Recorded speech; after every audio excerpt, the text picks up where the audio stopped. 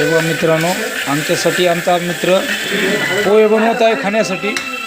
काय चांगले चांगले बनव रे बाबा. तर हे पोहे आमचा वैभव बनवत आहे.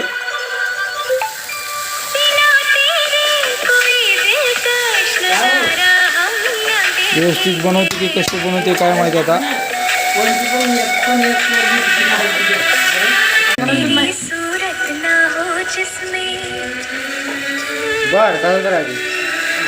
बघा अशा प्रकारे वैभव हा पोहा बनवत आहे.